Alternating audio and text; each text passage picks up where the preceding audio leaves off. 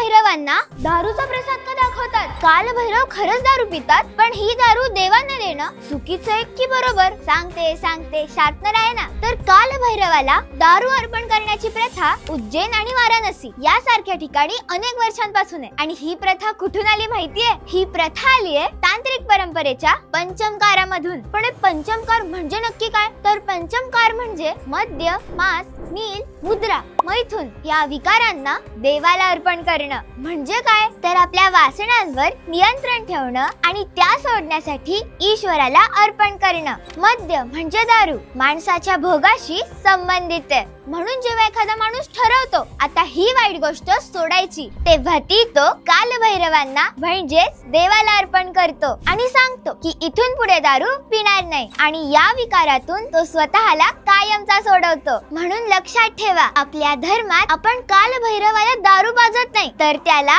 अर्पण करतो स्वतःला विकारातून मुक्त करण्यासाठी. शार्पनर.